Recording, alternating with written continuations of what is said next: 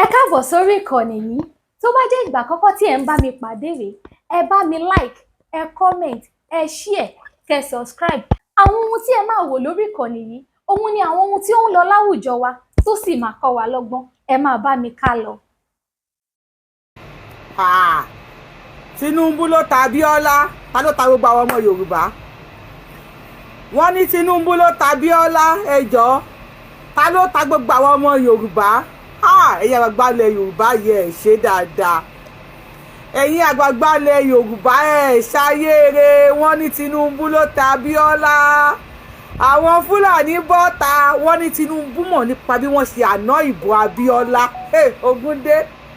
Àwọn Fúlàní bọ́ta wọ́n ní Tinubu wọ́n ló lọ́wọ́ wọ́n ló lẹ́sẹ̀ ní bí wọ́n ṣe ta Abíọ́lá fún Babangida. Ogúndé, mo ti sọ fún yín wípé ìyá tó ń jẹ tálíkà lọ́wọ́ ó wà ní jíìmù ó ń gbé wéètì ni. Tó bá gbé wéètì tó jíìmù dáadáa tán tó bá mú ẹ̀yin olówó 2027 election àwọn tálíkà wọ́n dúró dè yìí. Ẹ mọ̀ wípé an hungry man is an hungry man. Tí wọ́n bá dẹ̀ wá hungry tó tún wá hungry pẹ̀lú ẹ̀ ó lè ya wèrè. Tinubu ṣe lóòótọ́ ni.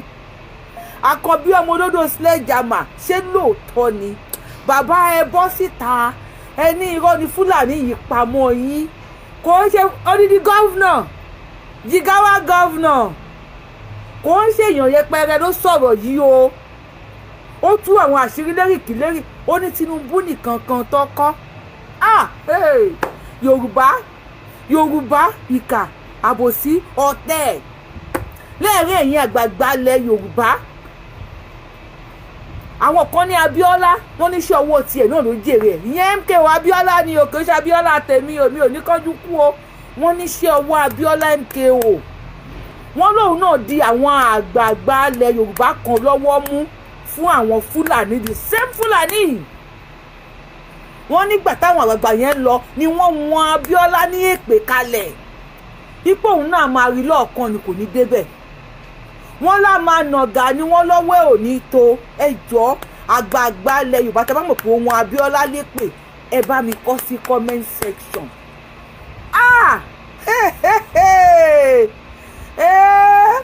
Abájọ àwọn Fúlàní ń ṣe léńfé lé wa lórí. A gbọ́dọ̀ sọ̀rọ̀. Wọ́n rẹ́dí àti ṣe anything. A gbọ́dọ̀ gbé tọ́bọ́dọ̀ ẹ̀yin bàbá wa wọ́n ń pa wá o, ẹ̀yin bàbá wa wọ́n ń jù wá lọ́rùn ò lé ní ìnísìn. Odidi olóyè chief baálẹ̀ ní Fúlàní tó pa lẹ́nìí ní Ọ̀yọ́. Ẹ̀yin ọmọ Ọ̀yọ́ bó o ní ṣẹ́ṣì ń jà ẹ̀yin ọmọ Ọ̀yọ́ ṣé ẹ ṣì wá ní tẹ́tí ń bára yín jà. Fúlàní tún wọ Ọ̀yọ́ lẹ́yìn wọ́n tún pa odidi sífù. Ẹ̀rí wa lẹ̀ Yorùbá tó máa fẹ́ pa everybody tán mọ̀ pé jọ̀kan àgbààgbà àti ẹ̀ní dúró àtọmọdé àtàgbà ilẹ̀ Yorùbá ìjọ̀kan every one of us máa dìde. Ó lẹ̀ pé wọn ò tí ì pa Yorùbá dójú ẹ̀ ni. Ìyẹn náà lọ sóko tòmátòsì ní o odidi sífù ó lọ sóko tòmátò ń lọ pamọ́ bẹ́ẹ̀. Tinubu ṣe lóòótọ́ ni? Ṣé lóòótọ́ ni ọ̀rọ̀ tí Súlè Lámídò sọ wípé ẹ̀yin lẹ mú fọ̀sẹ́ẹ̀lì Abíọ́lá kalẹ̀? Wọ́n lẹ́yìn lẹ ta Abíọ́lá fún àwọn. Wọ́n tún ń sọ wọ́n tún ń rẹ́rìn. Inú wọn tún ń dùn. Wọ́n ń sọ wọ́n ń fẹ̀yìn. Inú wọn ń dùn. Wọ́n lẹ́yìn lẹ mú páàsì Abíọ́lá kalẹ̀ fáwọn.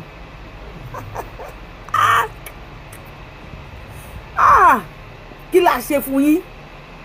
Kí ni nǹkan tó rọ́ọ̀lù ilẹ̀ Yorùbá? Ṣé rí wọn bẹ́ẹ̀ ni tẹ́ bá wọlé sórí YouTube ẹ máa bá mi kọ kọ́mẹ̀ntì yẹn pọ̀ kí fídíò yìí lè jáde díẹ̀ because mi ò nǹkan tó ṣe YouTube mi àti Facebook àti TikTok kí o mi ò nǹkan tó ṣe any one of them. Àwọn ọmọ oró wọ́n ti ta sí mi lórí YouTube mi ì dẹ̀ ràn yín. Ó yẹ pé èèyàn mẹ́fà péré ló gbọ́ mi. Mo pé àwọn èèyàn mẹ́fà tó gbọ́ mi yẹn Ògún gbọ́ àwọn tèmi báwo ni o ṣe wà. Ta ló mú Abíọ́lá lépè? Wọ́n ní Tinubu ló ta wá ló ta Abíọ́lá ta ló ta gbogbo ilẹ̀ Yorùbá ta lẹ́nu tó ta gbogbo ilẹ̀ Yorùbá ẹ jẹ́ ká máa gbọ́ wàhálà Ògún gbọ́ mo dúró tì í lọ́rùn ni mo dúró tì í lọ́rùn mo máa ṣe live show lójoojúmọ́ tó bá pẹ́ èèyàn kan ló di péjì mi mú àpàdà fi sílẹ̀ torí mi ò ní rìlẹ́ǹtì o ayé la gbé abẹ ni mo burú bí àpárá èmi ò ní rìlẹ́ǹtì èmi ló kàn so mi ò ní fọ́ tó bá yẹ pé YouTube náà ló dì mú YouTube gbọ́dọ̀ òun dáràn lọ́wọ́ mi torí mi ní fọ́ o wàláì mo 40 wọ́n ní Abíọ́lá wọ́n ní kú tóun náà kú wọ́n ní kú ọ̀dàlẹ̀ ni wọ́n ní kú ọ̀dàlẹ̀ l'Abíọ́lá náà kú wọ́n ló di àwọn àgbààgbà kan lọ́wọ́ mú lókè ni ẹ̀yin tó bá mọ àwọn àgbààgbà tí Abíọ́lá dì mú lókè tó tà fún àwọn Fúlàní torí gbogbo yín tẹ́ bá ti débẹ̀ báyìí ẹ ní roko sílẹ̀ Yorùbá Ọbásanjọ́ gan-an jẹ́ ṣó fún Ọbásanjọ́ wà níbí màá play fídíò kan ní fídíò Ọbásanjọ́ náà tí wọ́n ti táwọn Fúlàní wàláì ó ti get started mo like bó ṣe ń lọ yìí Ọlọ́run ó ti di yánpọnyánrin ṣé ń fìdí ẹ̀yìn tèmi ṣé ń fìdí bó ṣe ń lọ yìí mo ń fìdí bó ṣe ń lọ yìí mo like ẹ̀ ó ti di yam pepper scatter ẹ àgbàlẹ̀ Yorùbá ẹ fẹ́ gbé lọ́wọ́ àwọn Fúlàní wọ́n á rún yín ti yín á yẹ̀ wọ́n máa rún yín ṣé ẹ sọ́pọ̀ àwọn ọ̀tá jẹ́ ọmọ fún yín àwúlò fún yín àbí àwọn ọmọ yín àwúlò fún yín tàbá sọ̀rọ̀ ẹ lọ gbé àwọn ọmọ yẹn wọ́n ti máa ń ṣe kinní kan jù ó yẹ ẹ lọ gbé wọn wá ó yẹ ẹ lọ mú wọn wá kò sí wàhálà a ti fà yín láwọn Fúlàní lọ́wọ́ wọ́n máa rún ẹkùn yín ẹ má bínú wọ́n máa rún ọrùn yín a ti fà yín ní àwọn ọmọ Fúlàní lọ́wọ́ ẹ̀yin tèmi ṣó mú yẹ́sì sọ̀rọ̀ tí mò ń sọ ṣé ẹ fa àwọn àgbààgbà wa láwọn Fúlàní lọ́wọ́ kó bẹ̀rẹ̀ sí ní rún wọn òkúta tó nílé yín mọ́ tó kọ̀tì àwa tí ẹ kọ̀tì yìí a máa padà digunlé fún yín nígbà táwọn Fúlàní bá fẹ́ pa yín tán tó máa fẹ́ gba ẹ̀mí yín tó máa fẹ́ wọ́n á ṣe bẹ́ẹ̀ God bless mo like máa jíjà wọ́n ti ń jíjà mi wọ́n lè ṣe bẹ̀rẹ̀ ni ìyá àgbàlẹ̀ Yorùbá ẹ ṣẹ̀ṣẹ̀ bẹ̀rẹ̀ ni Fúlàní àfojú yín hàn Sandoro ṣége bá àdáyá Fúlàní á ṣe fún yín ẹ fẹ́ gbé lọ́wọ́ àwọn ọmọ Fúlàní ẹ fẹ́ kú Tinubu ṣé lóòótọ́ ni pípẹ́ yìí lẹ mú páàsì Abíọ́lá lẹ̀ èmi kọ́ ni mo sọ tí bá àwọn Fúlàní tẹ̀jọ́ ń ṣe ni wọ́n sọ èmi kọ́ ni mo sọ Yorùbá tó yẹ pé a dá káàkiri àgbáyé táwọn èèyàn fi wá yanràn táwọn èèyàn nífẹ̀ẹ́ wa ọmọdé Yorùbá lọ́tún Yorùbá lọ́sì ẹ mú wa ìdàgbò asẹ́yìn òdi a bẹ̀rẹ̀ sí ní sọmọ ọ̀dọ̀ ká à ń fò à ń fìtínà káàkiri Ọlọ́run ló máa mú yín àfààní lé Fúlàní lọ́wọ́ tágbára wò bá ká yín a ní àwọn Fúlàní wà ńlẹ̀ tí wọ́n á ṣe ṣége Sandoro bá àdáyá wọ́n máa ṣe fún yín wọ́n ẹlẹ́ẹ̀fẹ́ tó bẹ́ẹ̀ lọ́wọ́ àwọn Fúlàní ẹ máa ẹ wá nǹkan tó báyìí lọ́wọ́ àwọn Fúlàní kí ló dé ẹ lé wa kú òlé gbogbo àwọn ọmọ tó gbé dókítà ni wọ́n tó kàwé àfẹ̀wọ́tẹ̀ mi kúrú títí mi ò kàwé tí wọ́n kàwé dáadáa wọ́n wà bíbí wọ́n ń fọ gọ́tà wọ́n ń fọlẹ̀ wọ́n ń fọ̀dí ẹ lé gbogbo ẹ kó lé wa kú òlé ẹ̀dá wa sẹ́yìn òdi Yorùbá we are special people we are specially made ṣùgbọ́n irọ́ ni tẹ́ bá ti débẹ̀ báyìí ẹ̀gbọ́n kò Tinubu náà ṣe gbogbo náà ó ń lájẹ àwọn Fúlàní ni wọ́n ti bọ́ta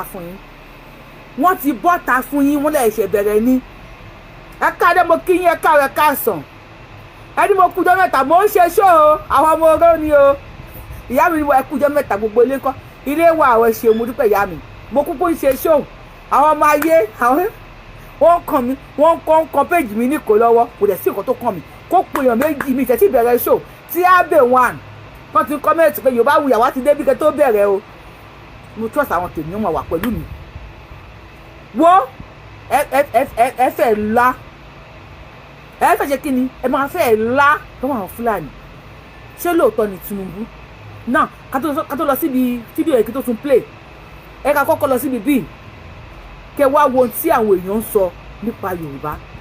That there is a tribe in this country. That tribe is dominant in leadership. Dominant as I go around the world. I'm not talking of business as I'm talking of position. When it comes to the best doctors, they are there. The best surgeon is them. In government, abroad is them.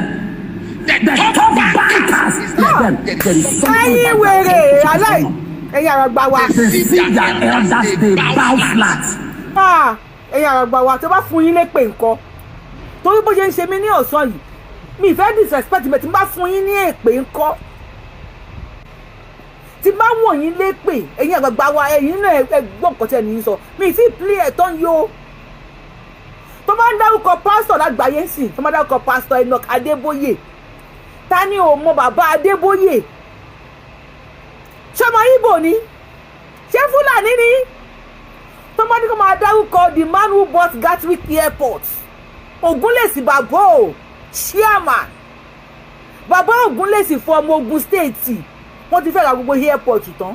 Nílùú òyìnbó gbogbo UK airport. Ọmọ Yorùbá. How I wish kó yẹ pé ilẹ̀ Yorùbá adádúró irú owó sábà yẹn ná sí UK tó ná káàkiri àgbáyé kó máa wá ná sílẹ̀ Yorùbá. Wọ́n ní Dangote the most richest kiri kan tó pé Dangote ó wà lára bó ṣe yẹ kó wà ní. Àwọn bàbá Ògúnlèsì yìí ẹ wo èèyàn tó ń ra airport káàkiri gbogbo airport ní UK ló ń rà. Ògúnlèsì ẹ àgbà wa tó bá wọ̀n yín lépè. Bẹ́ẹ̀ ṣe kí ni wọ́n á pè kí nìyẹn? Kíní kan wọ́n ń dá sẹ́yìn òdì bẹ́ẹ̀ ṣe ń lé wa sẹ́yìn òdì tá bá bẹ̀rẹ̀ sí ní wọ̀n yín lépè. Tẹ́ ẹ̀ fẹ́ jẹ́ kí ilẹ̀ Yorùbá develop tó pé Fúlàní lẹ́ ńlá di Fúlàní. Ẹ fẹ́ kí Yorùbá develop bàbá Ògúnlèsì ní. Ó yẹ ẹsọ nípa Olú Jacob. Olú Jacob àwọn ilé ti kéré ni wọ́n ti ń bá àwọn òyìnbó ṣe móvì. Ṣọmọ Ìgbò ni ẹ dárúkọ Anthony Joshua. Ẹ bá bá mi lọ́kọ̀ àwọn Davido and co. Ta ni ó mọ ẹ dárúkọ Kẹ́mi Badnock. Ẹ bá mi dárúkọ ọmọ bàbá ẹlẹ́bùúbọn. Ẹ dárúkọ dókítà tó lágbára jù nílẹ̀ ní Amẹ́ríkà tí ò jẹ́ ọmọ Yorùbá. Ẹni tó gbé oyún oṣù méjì àbí ọ̀sẹ̀ méjì kó ní aláboyún tó sọ operation tó tún gbé sínú aláboyún tí wọ́n tún tọmọ yẹn bí ní oṣù mẹ́sàn-án. Ṣé bí Yorùbá wọ́n ti wọ̀n yín lépè. Ẹ̀yin àgbàlẹ̀ Yorùbá wọ́n ti èpè burúkú ni wọ́n wọ̀ fún yín o, bò sí yín o, ayé ń ṣe yín. Ẹ wo àwọn instrument tẹ nílẹ̀ Yorùbá. Ẹ wo àwọn instrument tó wà nílẹ̀ Yorùbá. Ẹ wo àwọn ọmọ àmúyangàn. Ẹ má bá mi dáwọ́ gbogbo ẹ̀tẹ́ ìkí ayé lágbàbẹ̀ ni mo ń kí yín. Ẹ má bá mi dárúkọ àwọn tó jẹ́ wípé wọ́n jẹ́ ọmọ àfihàn gan nílẹ̀ Yorùbá tó jẹ́ ọmọ Yorùbá tó ń ṣe dáadáa ní àgbáyé. Sọ̀ní bàbá Sọ̀ní Adé ewu táwọn yẹn kọrin dé. Agbára mi dẹ́rẹ̀ ríka o Barrister àwọn Kòlíńtì ibo ló ti dárúkọ olè ẹgbẹ́lẹ̀ Yorùbá olè nìyí olè kì í ṣe pọ́lọ̀ owó nìkan ẹ̀ ń jà wá ní olè kádàrà. Ẹ ń jà wá ní olè kádàrà àwọn ọmọ gidi wà nílẹ̀ Yorùbá ẹ̀dẹ̀ ń kó olè ojú kòkòrò ìkà ọ̀bàyéjẹ́ náà Fúlàní tí Tinubu ń tẹ̀lé Fúlàní ti bọ́ta wọ́n ní Tinubu ló ta Abíọ́lá fún Babangida. Wọ́n ní Tinubu ló ta Abíọ́lá fún Babangida. Wọ́n ròyìn o wọ́n l'Àbújá lẹ ti yanjú ẹ̀ a máa play ẹ̀ wọ́n l'Àbújá lẹ ti parí ẹ̀ Tinubu bò sí àrè. Akọbí ọmọlọ́dọ̀ sledgehammer alpha market Fúlàní tẹ̀ǹtẹ̀lẹ̀ tó tán. Bàbá ni wọ́n pa wọ́n níbi báyìí ní dáhùn. Wọ́n pa wọ́n níbi tọ̀hún ní gbin. Wọ́n wọ Ọ̀yọ́ lé ní ìsìn wọ́n bẹ́ orí ṣífù lọ. Odidi olóyè nílùú Ọ̀yọ́. Wọ́n pa bàbá nípakúpa. Wọ́n pa àwọn Fúlàní kó ẹran lọ sínú oko. Ní Ìdó náà ti dó ìyá 80 years pa o. Bí akẹ́lẹ̀ ṣé ni orúkọ yín kúrò ní Ìdó yàrá. Ìdó náà ti dó. Wọ́n dó ìyá nídò. Ìdó l'Ọ̀yọ́ state tí wọ́n ti dó ìyá 80 years pa tí àwọn ọlọ́pàá tó ti àwọn ọmọ ìyá mọ́lé. Ìdó yẹn náà tún wá wọ̀ ní èní yìí. Wọ́n ò ṣe ní ìwúrọ̀ pààyàn nídò. Wọ́n ò ṣe ní ìwúrọ̀ pààyàn. Ìgbà tó ti wọlé tó ti dóyàn pa. Tó tún máa wọ ọmọ ìyá tó dó pa tó tún wọ̀ tí wọ́n mẹ́wọ̀n. Ìgbà ọ̀rọ̀ tó ní wá wọlé wá pa ṣífù. Wọ́n ti pa olóyè Ọ̀yọ́ state lẹ́nìí. Wọ́n ti polóyè kò sí wàhálà ẹ sọ̀rọ̀ sókè. Can I shock you? Even in ministry. God bless you. The best robotic engineer in the whole world. Not just the best, the most paid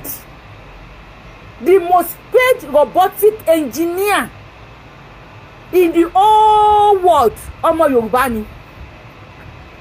The most ọmọ tó detect mi English yo. Ẹ má kí wọ́n yín lè para nǹkan mi lẹ́nìí.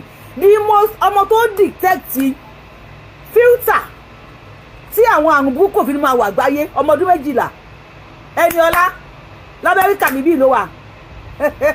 Ọmọ Yorùbá ni. Èpè ń jẹ yín àgbàgbàrá ilẹ̀ Yorùbá. Èpè burúkú ló ń jà yín o. Mo ṣe wọ́n ní Tinubu ló pa Abíọ́lá. Fúlàní kùdùsì fún yín. Kùdùsì fún yín o. Fúlàní kùdùsì fún yín. Bàbá Tinubu. Àkànbí ọmọ dọ́dọ̀ sledgehammer alpha. How market à ń sọ fún yín pé kò sí tẹ́lẹ̀ ṣe fún Fúlàní. You are not the same thing. Àwa ọmọ yín ni. Àwa ọmọ yín tajọ jẹ́ the same. Àwa ọmọ yín ta lè sọ wípé tọ̀ ẹ̀yin bàbá wa ẹja ṣe báyìí o, ẹ̀yin ọmọ wa ẹja gba báyìí o, tẹ́yìn náà máa dúró báwọn Fúlàní ṣe dúró lẹ́yìn àwọn ọmọ wọn ti wá. Àwa ni ẹ lé wa kiri ni à ń sáká shift to shift ni. Bẹ́ẹ̀ wà yìí mi ti yẹ̀ nídìí. Tẹ́ bá rí wa ojú là ń tà ẹlòmíì ti yẹ̀ lẹ́sẹ̀ ìgbárùkọ ẹlòmíì ti yẹ̀ lọ́wọ́ shift. Adẹ ní ta ní nǹkan ta láwọn ọmọ tó ní talent ẹ kàwé lè tàn ká wá play Tinubu àtàwọn Fúlàní. Ogun dé o Tinubu àṣírí tú dáàdì mi ọmọlọ́dọ̀ sledgehammer àwọn lẹ́yìn lẹ pa Abíọ́lá. Ogun mọ̀jà o ẹja gbọ́ láti bẹ̀rẹ̀. Ogun ẹ bá wa sí ẹ fídíò yìí. Where there is a tribe in this country, that tribe is dominant in leadership. We are dominant in leadership. As I go around the world, I'm not talking of business, but I'm talking of position. When it comes to the best doctors, they are there. The best surgeon is them. In government, abroad is them. The top bankers is them. There is something about their culture, it is honor. Honor. They see their elders, they bow flat. Can I shock you? We still bow flat for you guys. I should respect you. Bẹ́ẹ̀ pa wá tó. Ẹ̀yin lẹ ń pa wá. Àbí ṣé mo mú yẹ̀sì? The best Russian scientist is Yorùbá Modare Ogunde o. The best Russian scientist a Yorùbá person mo gbé o. Ẹ̀dẹ̀ lé wa sẹ́yìn òdì. Ọlọ́run dẹ̀ ṣe ìyàlàgbà ilẹ̀ Yorùbá ní èní ọjà ẹ̀ẹ́dẹ̀ máa jẹ́ ṣe Ọlọ́run dẹ̀ fi ilẹ̀ Yorùbá kẹ́yìn ẹ̀ẹ́dẹ̀ ń fìtínà ẹ̀ ń fògo ilẹ̀ Yorùbá tó yẹ kí ọmọ Yorùbá máa sábọ̀ sí Libya a ní tó ṣẹ́kù olè ìyàlàgbà ilẹ̀ Yorùbá olè níyìn olè ẹ̀ẹ́dẹ̀ wa ló lè owó ní kò lè kádàrá olè àyànmọ́ gbogbo ẹ̀ lẹ́ ń jà wá ẹ bá mi ṣe fídíò ìkọ́kọ̀ wọn ẹ táàgì Tinubu ẹ bá mi táàgì Tinubu o ẹ táàgì Tinubu ẹ bá mi táàgì gbogbo wọn ẹ táàgì gbogbo wọn ayé là gbàgbé yìí ló kọ mi ẹ táàgì wọn èmi àti nílé ni èmi àti mo fi tí òyìnbá mo fẹ́ ni màá ké Tinubu ṣó tán ọ̀ọ́bì Àkànbí ọ̀ọ́bì ẹ̀yin má jẹ́ ń bu yín. Even in ministry, they are the one. In music, anybody doing well in music, either the person is from there or resides around there. I wish I'm talking to somebody here. Why? Because they understand. But look at the South. Very proud, very arrogant, very disrespectful, and very broke.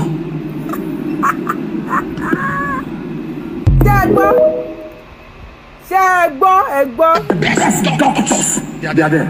We are dominant. As I go around the world, I'm not talking in leadership. We are dominant in leadership. Tẹ́ bá fọmọ wọ́n mọ̀ ẹ máa lu ti yín pa ni. Àwọn South tó ti wá ẹ bóyá ta sí wọn. Tẹ́ bá fi ọmọ wé ọmọ ẹ máa lu ti yín pa ni. Anywhere tí Yorùbá bá wà tẹ́ bá fi ẹni ọmọ wé wa ẹ kàn máa poison ọmọ ti yín ni. Yorùbá kò sí ẹlẹ́gbẹ́ wa lágbàáyé àwa ẹni tọ́lọ́run kọ́kọ́ dá.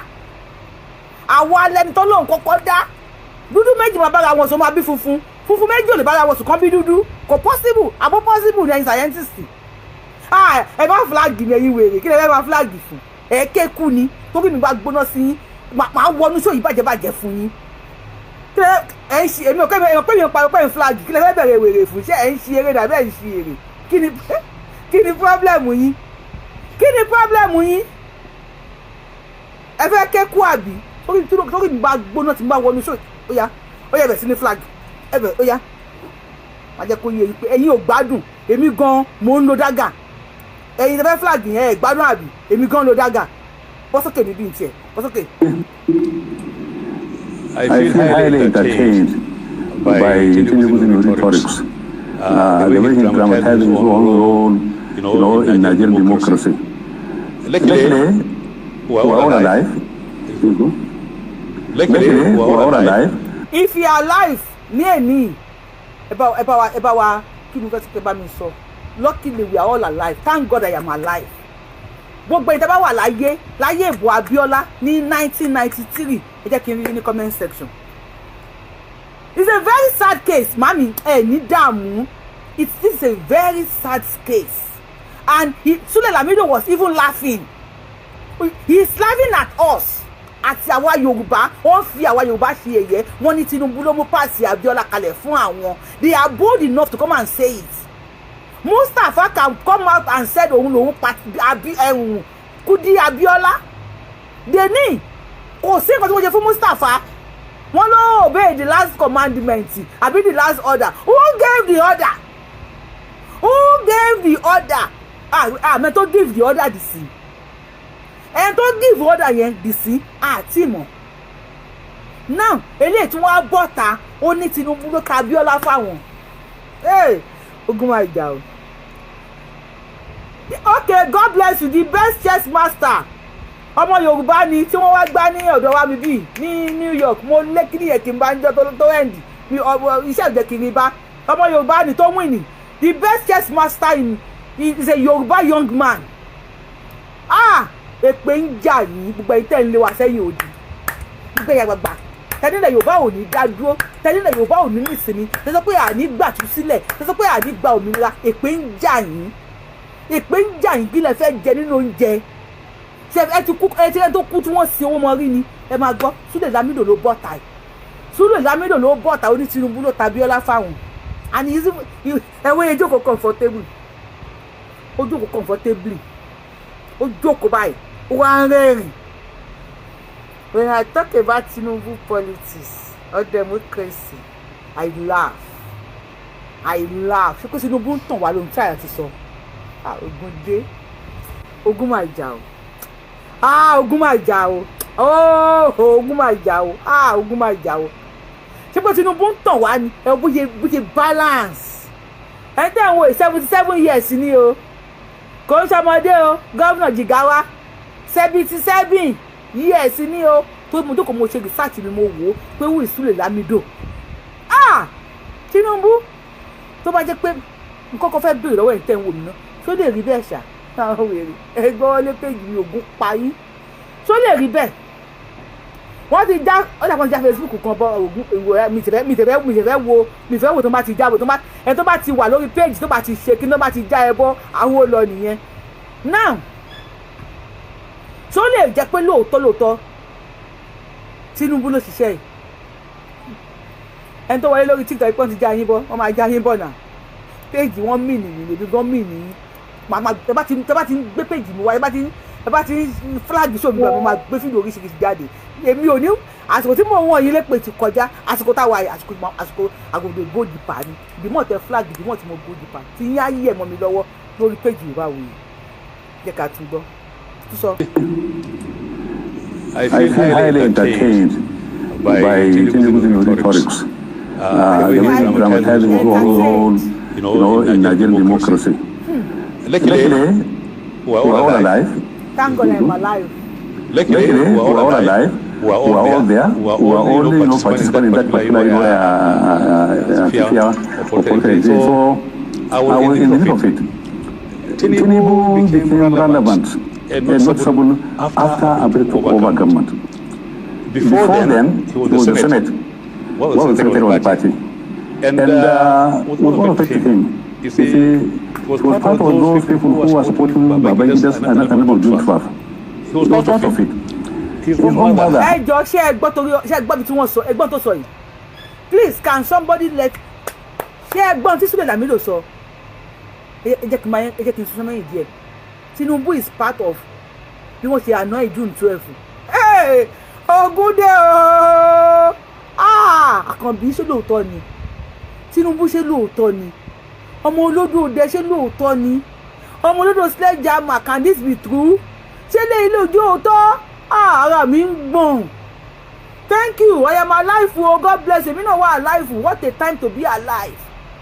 What a time to be alive. What a time. June 12th. What a time to be alive. I'm married. I am alive. Well, that is the year I'm married. September 11, 1993. So June 12th, September.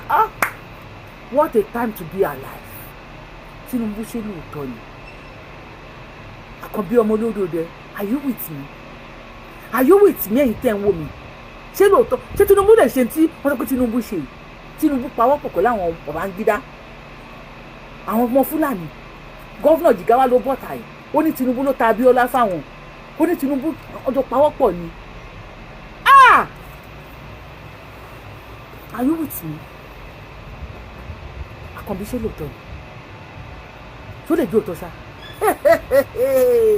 Ògúndé fẹ́ tún bẹ̀yẹn gbọ́ ní ìgbọ́ dáadáa mi ò gbọ́ dáadáa ogun o. Okay, so I was in the midst of it. Tinubu became relevant and noticeable after Abe took over government. Before then, he was the Senate. What was the Secretary of the party? And was one of it to him. You see, he was part of those people who were supporting Babangida's and June 12. He was part of it. His own mother